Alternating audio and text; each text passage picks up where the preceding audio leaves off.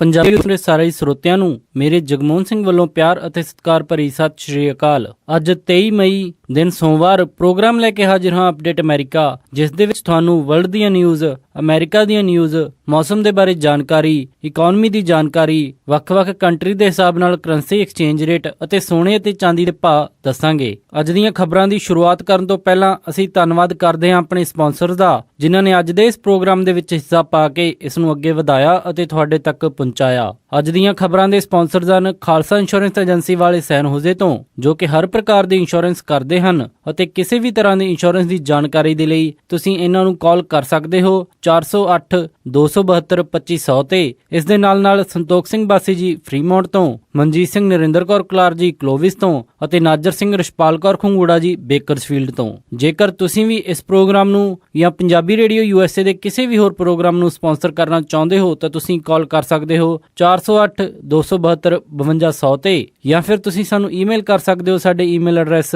info@punjabiradiousa.com ਤੇ। ਹੁਣ ਵਧਦੇ ਹਾਂ ਜੀ ਅੱਜ ਦੀ ਪਹਿਲੀ ਖਬਰ ਵੱਲ।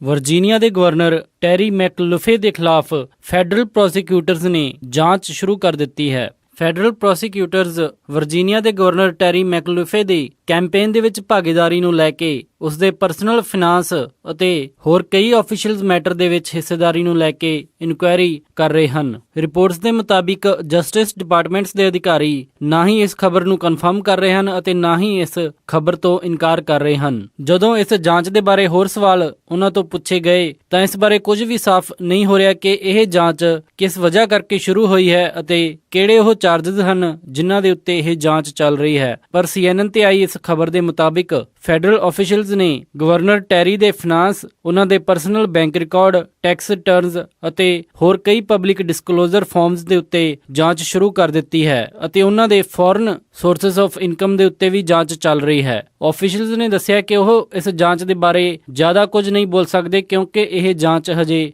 ਚੱਲ ਰਹੀ ਹੈ ਅਤੇ ਇਸ ਦੇ ਉੱਤੇ ਕੁਝ ਵੀ ਬੋਲਣਾ ਗੈਰ ਕਾਨੂੰਨੀ ਹੋਵੇਗਾ। ਮੰਨਿਆ ਜਾ ਰਿਹਾ ਹੈ ਕਿ ਫੈਡਰਲ ਆਫੀਸ਼ੀਅਲਜ਼ ਜ਼ਿਆਦਾਤਰ ਗਵਰਨਰ ਟੈਰੀ ਦੇ ਚਾਈਨੀਜ਼ ਬਿਜ਼ਨਸਮੈਨ ਵੈਂਗ ਵੈਨਲੀਅੰਗ ਦੇ ਨਾਲ ਸੰਬੰਧਾਂ ਨੂੰ ਡੂੰਘੇ ਤੌਰ ਤੇ ਜਾਂਚ ਰਹੇ ਹਨ। ਗਵਰਨਰ ਟੈਰੀ ਮੈਕਲੁਫੇ ਵਰਜੀਨੀਆ ਦੇ ਗਵਰਨਰ ਬਣਨ ਤੋਂ ਪਹਿਲਾਂ ਹਿਲਰੀ ਅਤੇ ਬਿਲ ਕਲਿੰਟਨ ਦੇ ਪੱਕੇ ਅਲਾਈ ਰਹਿ ਚੁੱਕੇ ਹਨ ਅਤੇ ਉਹ ਕਲਿੰਟਨ ਫਾਊਂਡੇਸ਼ਨ ਦੇ ਅਨਪੇਡ ਡਾਇਰੈਕਟਰ ਦੇ ਤੌਰ ਦੇ ਉੱਤੇ ਵੀ ਕੰਮ ਕਰ ਚੁੱਕੇ ਹਨ। ਉਸ ਤੋਂ ਬਾਅਦ ਉਹ ਵਰਜੀਨੀਆ ਦੇ ਗਵਰਨਰ ਚੁਣ ਲਏ ਗਏ ਸਨ। ਆਫੀਸ਼ੀਅਲਜ਼ ਨੇ ਦੱਸਿਆ ਕਿ ਇਹ ਜਾਂਚ ਸਿਰਫ ਗਵਰਨਰ ਟੈਰੀ ਮੈਕਲੁਫੇ ਦੇ ਉੱਤੇ ਹੀ ਚੱਲ ਰਹੀ ਹੈ ਅਤੇ ਇਸ ਦੇ ਵਿੱਚ ਕਲਿੰਟਨ ਫਾਊਂਡੇਸ਼ਨ ਅਤੇ ਨਾ ਹੀ ਹਿਲਰੀ ਕਲਿੰਟਨ ਅਤੇ ਬਿਲ ਕਲਿੰਟਨ ਦਾ ਕੋਈ ਲੈਣਾ ਦੇਣਾ ਹੈ। ਅਧਿਕਾਰੀਆਂ ਨੇ ਕਿਹਾ ਹੈ ਕਿ ਚਾਈਨੀਜ਼ ਬਿਜ਼ਨਸਮੈਨ ਵੈਂਗ ਨੇ ਸੰਨ 2013 ਦੇ ਵਿੱਚ ਗਵਰਨਰ ਟੈਰੀ ਦੀ ਸੰਸਥਾ ਨੂੰ $1,20,000 ਦੀ ਡੋਨੇਸ਼ਨ ਕੀਤੀ ਸੀ ਅਤੇ ਉਸ ਤੋਂ ਬਾਅਦ ਇਸ ਸਾਲ $2 ਮਿਲੀਅਨ ਦੀ ਫੰਡ ਰੇਜ਼ਿੰਗ ਦੇ ਕਾਰਨ ਅਧਿਕਾਰੀਆਂ ਦਾ ਧਿਆਨ ਇਸ ਤਰਫ ਆਇਆ। ਇਸ ਜਾਂਚ ਦੇ ਵਿੱਚ ਹੋਰ ਸਾਹਮਣੇ ਆਇਆ ਹੈ ਕਿ ਚਾਈਨੀਜ਼ ਬਿਜ਼ਨਸਮੈਨ ਵੈਂਗ ਦੀ ਕੰਪਨੀ ਵਰਜੀਨੀਆ ਦੀ ਪੋਰਟਸ ਦੁਆਰਾ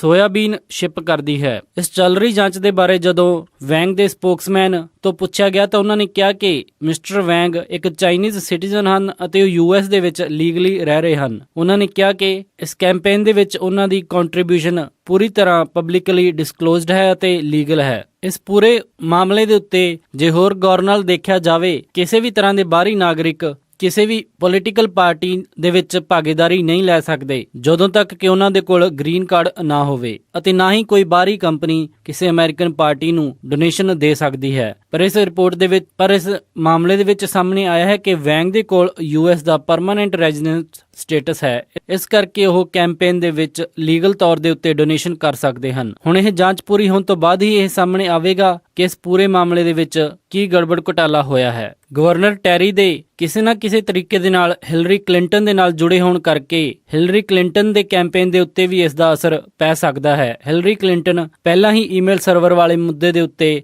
ਫੈਡਰਲ ਇਨਵੈਸਟੀਗੇਸ਼ਨ ਦੇ ਅੰਡਰ ਘਿਰੀ ਹੋਈ ਹੈ। ਅਗਲੀਆਂ ਹੋਣ ਵਾਲੀਆਂ ਪ੍ਰਾਇਮਰੀਜ਼ ਦੇ ਵਿੱਚ ਪਤਾ ਚੱਲੇਗਾ ਕਿ ਇਸ ਪੂਰੇ ਮੁੱਦੇ ਦਾ ਉਹਨਾਂ ਦੇ ਇਸ ਕੈਂਪੇਨ ਦੇ ਉੱਤੇ ਕੀ ਫਰਕ ਪਵੇਗਾ।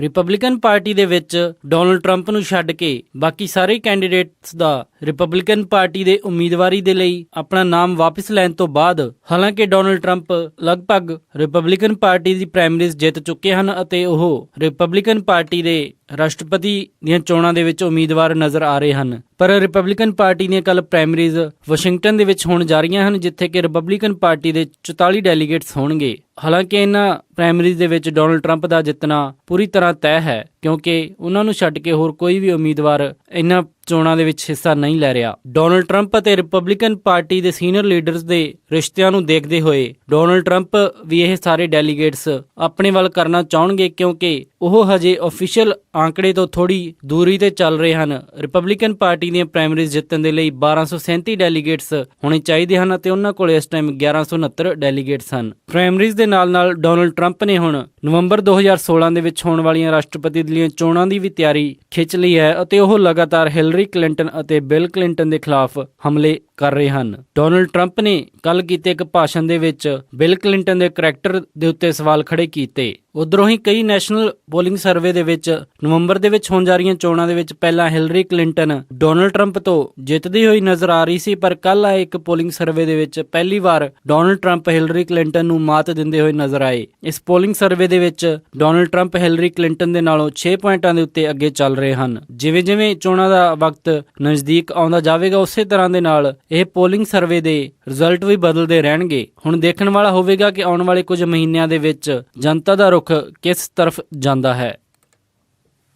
ਸੀਰੀਆ ਅਤੇ ਯਮਨ ਦੇ ਵਿੱਚ ਹੋਏ ਲੜੀਵਾਰ ਬੰਬ ਧਮਾਕਿਆਂ ਦੀ ਜ਼ਿੰਮੇਵਾਰੀ ਆਈਸਿਸ ਨੇ ਲਈ ਹੈ। ਇਹਨਾਂ ਲੜੀਵਾਰ ਬੰਬ ਧਮਾਕਿਆਂ ਦੇ ਵਿੱਚ ਸੀਰੀਆ ਦੇ ਸ਼ਹਿਰ ਟਾਰਟੂਸ ਅਤੇ ਜਾਬਲਾ ਦੇ ਵਿੱਚ 78 ਲੋਕਾਂ ਦੀ ਮੌਤ ਹੋਈ ਹੈ ਅਤੇ ਉਧਰ ਹੀ ਯਮਨ ਦੇ ਇੱਕ ਸ਼ਹਿਰ ਦੇ ਵਿੱਚ ਇੱਕ ਮਿਲਟਰੀ ਬੇਸ ਦੇ ਕੋਲੇ ਹੋਏ ਅਟੈਕ ਦੇ ਵਿੱਚ 43 ਨਵੇਂ ਰਿਕਰੂਟਸ ਅਤੇ ਸੋਲਜਰਸ ਦੀ ਮੌਤ ਹੋਈ ਹੈ। ਇਹਨਾਂ ਸਾਰੇ ਹੀ ਹਮਲਿਆਂ ਦੀ ਜ਼ਿੰਮੇਵਾਰੀ ਆਈਸਿਸ ਨੇ ਲਈ ਹੈ। ਯਮਨ ਦੇ ਵਿੱਚ ਹੋਏ ਦੋਨੇ ਹਮਲੇ ਇੱਕ ਮਿਲਟਰੀ ਬੇਸ ਦੇ ਕੋਲ ਹੋਏ, ਜਿੱਥੇ ਇੱਕ ਰਿਕਰੂਟਮੈਂਟ ਕੈਂਪ ਲੱਗਿਆ ਹੋਇਆ ਸੀ। ਇੱਕ ਹਮਲਾ ਰਿਕਰੂਟਮੈਂਟ ਕੈਂਪ ਦੇ ਬਿਲਕੁਲ ਨਜ਼ਦੀਕ ਹੋਇਆ ਅਤੇ ਦੂਸਰਾ ਸ਼ਹਿਰ ਦੇ ਡਾਊਨਟਾਊਨ ਦੇ ਵਿੱਚ ਹੋਇਆ। ਇਹਨਾਂ ਦੋਨਾਂ ਹਮਲਿਆਂ ਦੇ ਵਿੱਚ 43 ਰਿਕਰੂਟਸ ਅਤੇ ਸੋਲਜਰਸ ਮਾਰੇ ਗਏ ਅਤੇ 12 ਹੋਰ ਲੋਕ ਗੰਭੀਰ ਰੂਪ ਦੇ ਵਿੱਚ ਜ਼ਖਮੀ ਹੋ ਗਏ ਹਨ। ਉਧਰੋਂ ਹੀ ਸੀਰੀਆ ਦੇ ਕੋਸਟਲ ਸ਼ਹਿਰ ਟਾਰਟੂਸ ਅਤੇ ਜਾਬਲਾ ਦੇ ਵਿੱਚ ਹੋਏ ਲੜੀਵਾਰ ਬੰਬ ਧਮਾਕਿਆਂ ਦੇ ਵਿੱਚ 78 ਲੋਕਾਂ ਦੀ ਮੌਤ ਹੋ ਗਈ ਹੈ। ਜਾਬਲਾ ਸ਼ਹਿਰ ਸੀਰੀਆ ਦੇ ਰਾਸ਼ਟਰਪਤੀ ਬਸ਼ਰ ਅਲ ਅਸਦ ਦਾ ਇਲਾਕਾ ਮੰਨਿਆ ਜਾਂਦਾ ਹੈ ਅਤੇ ਇੱਥੋਂ ਕਾਫੀ ਸੰਖਿਆ ਦੇ ਵਿੱਚ ਲੋਕ ਆਰਮੀ ਦੇ ਵਿੱਚ ਭਰਤੀ ਹੋ ਕੇ ਆਈਸਿਸ ਦੇ ਖਿਲਾਫ ਲੜਾਈ ਦੇ ਵਿੱਚ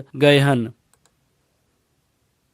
7 ਜੂਨ ਨੂੰ ਹੋਣ ਜਾ ਰਹੀਆਂ ਕੈਲੀਫੋਰਨੀਆ ਪ੍ਰਾਇਮਰੀਜ਼ ਦੇ ਵਿੱਚ ਕੈਲੀਫੋਰਨੀਆ ਤੋਂ ਯੂਐਸ ਸੈਨੇਟ ਦੀ ਸੀਟ ਦੇ ਲਈ ਕੈਲੀਫੋਰਨੀਆ ਦੇ ਗਵਰਨਰ ਜੈਰੀ ਬਰਾਊਨ ਨੇ ਸਟੇਟ ਅਟਾਰਨੀ ਜਨਰਲ ਕੈਮਲਾ ਹੈਰਿਸ ਦਾ ਨਾਮ ਇੰਡੋਰਸ ਕੀਤਾ ਹੈ। ਗਵਰਨਰ ਜੈਰੀ ਬਰਾਊਨ ਦੀ ਸਪੋਰਟ ਦੇ ਨਾਲ ਕੈਮਲਾ ਹੈਰਿਸ ਦੀ ਸਥਿਤੀ ਕਾਫੀ ਮਜ਼ਬੂਤ ਬਣ ਗਈ ਹੈ। ਪਰ ਕੈਲੀਫੋਰਨੀਆ ਪ੍ਰਾਇਮਰੀ ਸਿਸਟਮ ਦੇ ਹਿਸਾਬ ਦੇ ਨਾਲ ਨਵੰਬਰ ਦੇ ਵਿੱਚ ਹੋਣ ਜਾ ਰਹੀਆਂ ਇਹਨਾਂ ਚੋਣਾਂ ਦੇ ਵਿੱਚ ਉਹਨਾਂ ਦਾ ਮੁਕਾਬਲਾ ਡੈਮੋਕ੍ਰੈਟਿਕ ਪਾਰਟੀ ਦੇ ਹੀ ਦੂਜੇ ਉਮੀਦਵਾਰ ਲੋਰੇਟਾ ਸੈਂਚੇਜ਼ ਦੇ ਨਾਲ ਹੋ ਸਕਦਾ ਹੈ, ਕਿਉਂਕਿ ਕੈਲੀਫੋਰਨੀਆ ਪ੍ਰਾਇਮਰੀ ਸਿਸਟਮ ਦੇ ਅਨੁਸਾਰ ਪ੍ਰਾਇਮਰੀ ਵੋਟਸ ਦੇ ਵਿੱਚ ਟੌਪ ਦੇ 2 ਉਮੀਦਵਾਰ ਜਿਨ੍ਹਾਂ ਨੂੰ ਸਭ ਤੋਂ ਜ਼ਿਆਦਾ ਵੋਟਾਂ ਮਿਲੀਆਂ ਹਨ ਉਹ ਜਨਰਲ ਇਲੈਕਸ਼ਨ ਦੇ ਵਿੱਚ ਹਿੱਸਾ ਲੈ ਸਕਦੇ ਹਨ। ਕੈਮਲਾ ਹੈਰਿਸ ਸੈਨ ਫਰਾਂਸਿਸਕੋ ਤੋਂ ਹੈ ਅਤੇ ਕੈਮਲਾ ਹੈਰਿਸ ਦੇ ਪਿਤਾ ਜਮਾਈਕਨ ਹਨ ਅਤੇ ਉਹਨਾਂ ਦੀ ਮਾਤਾ ਇੰਡੀਅਨ ਹੈ। ਉਧਰ ਹੀ ਲੋਰੇਨ ਸੈਂਚੇਜ਼ ਇੱਕ ਮੈਕਸੀਕਨ ਮੂਲ ਦੀ ਔਰਤ ਹੈ ਅਤੇ ਉਹ ਔਰੰਜ ਕਾਉਂਟੀ ਦੀ ਰਹਿਣ ਵਾਲੀ ਹੈ। ਗਵਰਨਰ ਜੈਰੀ ਬਰਾਊਨ ਨੇ ਕੈਮਲਾ ਹੈਰਿਸ ਨੂੰ ਇੰਡੋਰਸ ਕਰਦੇ ਹੋਏ ਕਿਹਾ ਕਿ ਅਟਾਰਨੀ ਜਨਰਲ ਦੇ ਤੌਰ ਦੇ ਉੱਤੇ ਉਹਨਾਂ ਦਾ ਅਨੁਭਵ ਅਤੇ ਉਹਨਾਂ ਦਾ ਇਨਵਾਇਰਨਮੈਂਟ ਅਤੇ ਬਿਜ਼ਨਸ ਦੇ ਵਿੱਚ ਦਿਲਚਸਪੀ ਕਰਕੇ ਉਹ ਆਪਣੀ ਸਪੋਰਟ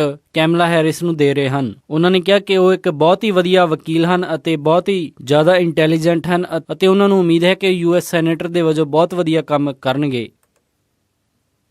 ਕਈ ਤਾਜ਼ਾ ਖਬਰ ਦੇ ਮੁਤਾਬਿਕ ਹਿਲਰੀ ਕਲਿੰਟਨ ਨੇ ਕੈਲੀਫੋਰਨੀਆ ਦੇ ਵਿੱਚ ਪ੍ਰਾਇਮਰੀਜ਼ ਨੂੰ ਲੈ ਕੇ ਬਰਨੀ ਸੈਂਡਰਸ ਦੇ ਖਿਲਾਫ ਡਿਬੇਟ ਦੇ ਵਿੱਚ ਹਿੱਸਾ ਲੈਣ ਲਈ ਇਨਕਾਰ ਕਰ ਦਿੱਤਾ ਹੈ। ਫੌਕਸ ਨਿਊਜ਼ ਦੇ ਉੱਤੇ ਹੋਣ ਵਾਲੇ ਇਸ ਡਿਬੇਟ ਦੇ ਵਿੱਚ ਹਿੱਸਾ ਲੈਣ ਦੇ ਲਈ ਬਰਨੀ ਸੈਂਡਰਸ ਨੇ ਹਾਮੀ ਭਰੀ ਸੀ, ਪਰ ਹਿਲਰੀ ਕਲਿੰਟਨ ਨੇ ਇਸ ਡਿਬੇਟ ਦੇ ਵਿੱਚ ਹਿੱਸਾ ਲੈਣ ਤੋਂ ਮਨਾ ਕਰ ਦਿੱਤਾ। ਹਿਲਰੀ ਕਲਿੰਟਨ ਦੀ ਸਪੋਕਸਵੂਮਨ ਜੈਨੀਫਰ ਨੇ ਦੱਸਿਆ ਹੈ ਕਿ ਉਹਨਾਂ ਦੇ ਕੈਂਪੇਨ ਦਾ ਪੂਰਾ ਪਲਾਨ ਹੈ ਕਿ ਉਹ ਕੈਲੀਫੋਰਨੀਆ ਦੇ ਵਿੱਚ ਅਤੇ ਹੋਰ ਜਿੰਨੀਆਂ ਵੀ ਸਟੇਟਸ ਦੇ ਵਿੱਚ ਪ੍ਰਾਇਮਰੀਜ਼ ਬਚੀਆਂ ਹਨ ਉਹਨਾਂ ਦੇ ਵਿੱਚ ਹਿੱਸਾ ਲੈ ਕੇ ਆਪਣਾ ਪੂਰਾ ਧਿਆਨ ਨਵੰਬਰ ਦੇ ਵਿੱਚ ਹੋਣ ਜਾ ਰਹੀਆਂ ਰਾਸ਼ਟਰਪਤੀ ਦੇ ਲਈ ਜਨਰਲ ਇਲੈਕਸ਼ਨ ਦੇ ਉੱਤੇ ਕਰ ਰਹੇ ਹਨ। ਉਹਨਾਂ ਨੇ ਕਿਹਾ ਕਿ ਹਿਲਰੀ ਕਲਿੰਟਨ ਦਾ ਪੂਰਾ ਫੋਕਸ ਕੈਲੀਫੋਰਨੀਆ ਦੇ ਵਿੱਚ ਸਿੱਧਾ ਵੋਟਰਸ ਦੇ ਨਾਲ ਮਿਲਣ ਦਾ ਹੋਵੇਗਾ ਅਤੇ ਉਹ ਪ੍ਰਾਇਮਰੀਜ਼ ਦੇ ਨਾਲ-ਨਾਲ ਆਪਣਾ ਪੂਰਾ ਧਿਆਨ ਜਨਰਲ ਇਲੈਕਸ਼ਨ ਦੇ ਕੈਂਪੇਨ ਦੇ ਉੱਤੇ ਕਰਨਗੇ। ਇਸ ਸਮੇਂ ਹਿਲਰੀ ਕਲਿੰਟਨ ਦਾ ਕੈਂਪੇਨ ਮੇਨ ਇਲੈਕਸ਼ਨ ਦੇ ਵਿੱਚ ਡੋਨਲਡ ਟਰੰਪ ਦੇ ਖਿਲਾਫ ਅਤੇ ਪ੍ਰਾਇਮਰੀਜ਼ ਦੇ ਵਿੱਚ ਬਰਨੀ ਸੈਂਡਰਸ ਦੇ ਖਿਲਾਫ ਲੜ ਰਿਹਾ ਹੈ। ਉਹਨਾਂ ਦੀ ਕੈਂਪੇਨ ਮੈਨੇਜਰ ਨੇ ਕਿਹਾ ਹੈ ਕਿ ਹੁਣ ਉਹਨਾਂ ਨੇ ਇਹ ਫੈਸਲਾ ਲਿਆ ਕਿ ਉਹ ਪ੍ਰਾਇਮਰੀਜ਼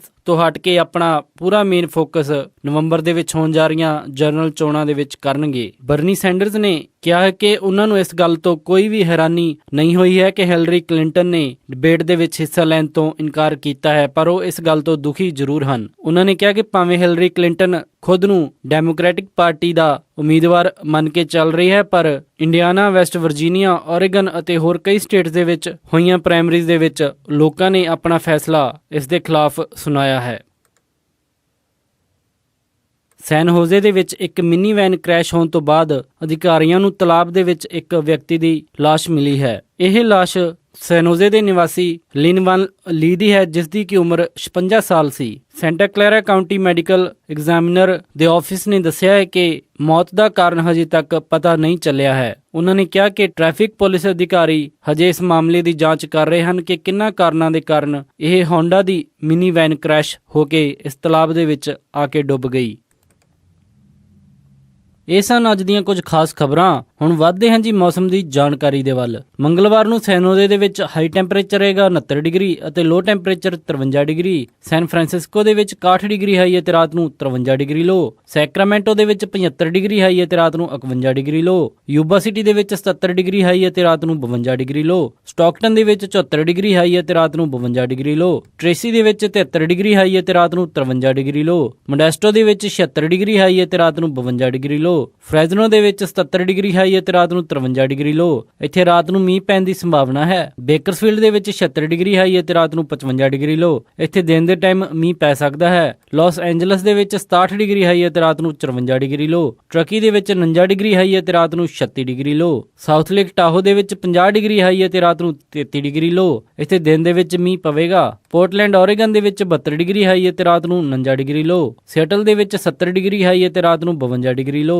ਫਲੈਗਸਟੈਫ ਐਰੀਜ਼ੋਨਾ ਦੇ ਵਿੱਚ 63 ਡਿਗਰੀ ਹਾਈ ਅਤੇ ਰਾਤ ਨੂੰ 35 ਡਿਗਰੀ ਲੋ। ਸਾਲਟ ਲੇਕ ਸਿਟੀ ਯੂਟਾ ਦੇ ਵਿੱਚ 71 ਡਿਗਰੀ ਹਾਈ ਅਤੇ ਰਾਤ ਨੂੰ 50 ਡਿਗਰੀ ਲੋ। ਸ਼ਿਕਾਗੋ ਦੇ ਵਿੱਚ 83 ਡਿਗਰੀ ਹਾਈ ਅਤੇ ਰਾਤ ਨੂੰ 65 ਡਿਗਰੀ ਲੋ। ਨਿਊਯਾਰਕ ਦੇ ਵਿੱਚ 72 ਡਿਗਰੀ ਹਾਈ ਅਤੇ ਰਾਤ ਨੂੰ 59 ਡਿਗਰੀ ਲੋ। ਇੱਥੇ ਦਿਨ ਦੇ ਟਾਈਮ ਬੂੰਦਾਬਾਂਦੀ ਹੋਣ ਦੀ ਸੰਭਾਵਨਾ ਹੈ। ਕੈਨੇਡਾ ਟੋਰਾਂਟੋ ਦੇ ਵਿੱਚ 25 ਡਿਗਰੀ ਸੈਲਸੀਅਸ ਹਾਈ ਅਤੇ ਰਾਤ ਨੂੰ 15 ਡਿਗਰੀ ਸੈਲਸੀਅਸ ਲੋ। ਵਿਨੀਪੈਗ ਦੇ ਵਿੱਚ 27 ਡਿਗਰੀ ਸੈਲਸੀਅਸ ਹਾਈ ਅਤੇ ਰਾਤ ਨੂੰ 13 ਡਿਗਰੀ ਸੈਲਸੀਅਸ ਲੋ। ਕੈਲਗਰੀ ਦੇ ਵਿੱਚ 16 ਡਿਗਰੀ ਸੈਲਸੀਅਸ ਹਾਈ ਅਤੇ ਰਾਤ ਨੂੰ 4 ਡਿਗਰੀ ਸੈਲਸੀਅਸ ਲੋ। ਵੈਨਕੂਵਰ ਦੇ ਵਿੱਚ 19 ਡਿਗਰੀ ਸੈਲਸੀਅਸ ਹਾਈ ਅਤੇ ਰਾਤ ਨੂੰ 10 ਡਿਗਰੀ ਸੈਲਸੀਅਸ ਲੋ। ਅੰਮ੍ਰਿਤਸਰ ਦੇ ਵਿੱਚ 38 ਡਿਗਰੀ ਸੈਲਸੀਅਸ ਹਾਈ ਅਤੇ ਰਾਤ ਨੂੰ 23 ਡਿਗਰੀ ਸੈਲਸੀਅਸ ਲੋ। ਮੈਲਬਰਨ ਦੇ ਵਿੱਚ 16 ਡਿਗਰੀ ਸੈਲਸੀਅਸ ਹਾਈ ਅਤੇ ਰਾਤ ਨੂੰ 11 ਡਿਗਰੀ ਸੈਲਸੀਅਸ ਲੋ। ਲੰਡਨ ਦੇ ਵਿੱਚ 17 ਡਿਗਰੀ ਸੈਲਸੀਅਸ ਹਾਈ ਅਤੇ ਰਾਤ ਨੂੰ 7 ਡਿਗਰੀ ਸੈਲਸੀਅਸ ਲੋ। ਬਰਲਿਨ ਦੇ ਵਿੱਚ 26 ਡਿਗਰੀ ਸੈਲਸੀਅਸ ਹਾਈ ਅਤੇ ਰਾਤ ਨੂੰ 15 ਡਿਗਰੀ ਸੈਲਸੀਅਸ ਲੋ। ਅਤੇ ਫਰਾਂਸ ਪੈਰਿਸ ਦੇ ਵਿੱਚ 17 ਡਿਗਰੀ ਸੈਲਸੀਅਸ ਹਾਈ ਅਤੇ ਰਾਤ ਨੂੰ 7 ਡਿਗਰੀ ਸੈਲਸੀਅਸ ਲੋ ਰਹੇਗਾ ਜੀ। ਇਹ ਸੀ ਜੀ ਮੌਸਮ ਦੀ ਜਾਣਕਾਰੀ। ਹੁਣ ਵਧਾਂਗੇ ਜੀ ਸਟਾਕ ਮਾਰਕੀਟ ਦੀ ਇਨਫੋਰਮੇਸ਼ਨ ਵੱਲ।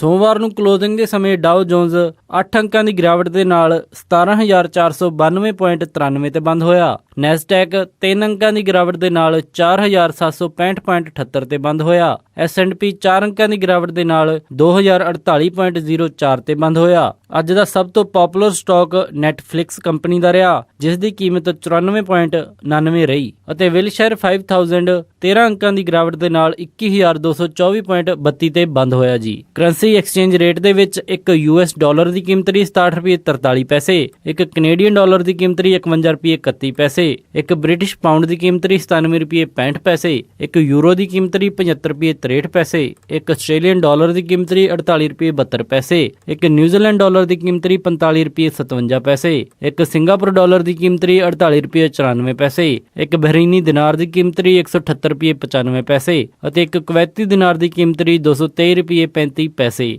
ਸੋਨੇ ਦਾ ਰੇਟ $1249.66 ਪਰ ਆਉਂਸ ਰਿਹਾ ਅਤੇ ਚਾਂਦੀ $16.37 ਪਰ ਆਉਂਸ ਰਹੀ। ਇਸੇ ਦੇ ਨਾਲ ਅੱਜ ਦਾ ਇਹ ਖਬਰਾਂ ਦਾ ਬੁਲੇਟਿਨ ਇੱਥੇ ਹੀ ਸਮਾਪਤ ਕਰਦੇ ਹਾਂ ਜੀ। ਇਜਾਜ਼ਤ ਦਿਓ। ਉਮੀਦ ਹੈ ਕਿ ਤੁਹਾਨੂੰ ਤੁਹਾਨੂੰ ਅੱਜ ਦਾ ਇਹ ਪ੍ਰੋਗਰਾਮ ਪਸੰਦ ਆਇਆ ਹੋਵੇਗਾ। ਕਿਸੇ ਵੀ ਤਰ੍ਹਾਂ ਦੇ ਫੀਡਬੈਕ ਦੇ ਲਈ ਤੁਸੀਂ ਸਾਨੂੰ ਕਾਲ ਕਰ ਸਕਦੇ ਹੋ 408 272 5200 ਤੇ, ਜਾਂ ਫਿਰ ਤੁਸੀਂ ਸਾਨੂੰ ਈਮੇਲ ਕਰ ਸਕਦੇ ਹੋ ਸਾਡੇ ਈਮੇਲ ਐਡਰੈਸ info@punjabiradiousa.com ਤੇ। ਇੱਕ ਵਾਰੀ ਫਿਰ ਸਾਰੇ ਸਪਾਂਸਰ ਦਾ ਬਹੁਤ-ਬਹੁਤ ਧੰਨਵਾਦ। ਮਿਲਦੇ ਹਾਂ ਜੀ ਅਪਡੇਟ ਅਮਰੀਕਾ ਦੇ ਅਗਲੇ ਅੰਕ ਵਿੱਚ। ਤਦ ਤੱਕ ਲਈ ਸਾਰਿਆਂ ਨੂੰ ਪਿਆਰ ਭਰੀ ਸਤਿ ਸ਼੍ਰੀ ਅਕਾਲ ਤੇ ਸੁਣਦੇ ਰਹੋ ਪੰਜਾਬੀ ਰੇਡੀਓ USA।